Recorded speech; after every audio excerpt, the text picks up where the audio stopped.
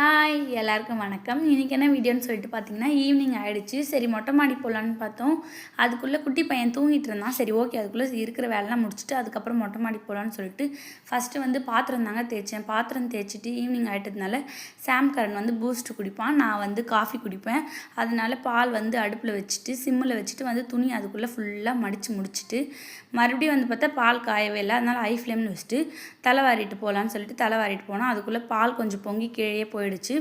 அதுக்கப்புறம் வந்து நான் வந்து காஃபி தான் குடிப்பேன். உங்களுக்கு வந்து காஃபி பிடிக்குமா டீ பிடிக்குமான்னு சொல்லிட்டு கமெண்ட்டில் சொல்லிவிடுங்க. அப்புறம் நான் காஃபி போட்டுக்கிட்டு சாம்கரனுக்கு வந்து பூஸ்ட் போட்டேங்க. அவர் ஈவினிங் ஆனாலே அம்மா பூஸ்ட் வேணும்னு சொல்லிட்டு கேட்டுகிட்டே இருப்பார்.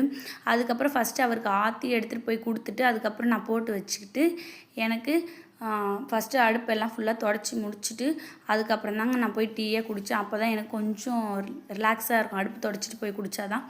அதுக்கப்புறம் என்ன குடித்து முடிச்சுட்டு நாங்கள் வந்து மொட்டை மாடி தாங்க போயிட்டோம். அங்கே போயிட்டு சின்ன பையனும் பெரிய பையனும் ஒரே ஆட்டம் ஜாலியாக விளையாடிட்டு இருந்தாங்க. நானும் வந்து செடி கூடலாம் கொஞ்சம் நேரம் உட்காந்து பேசிகிட்டு இருந்தோம். செடிக்கிட்ட பேசுவேன் நான் எப்பயுமே ரெகுலராக.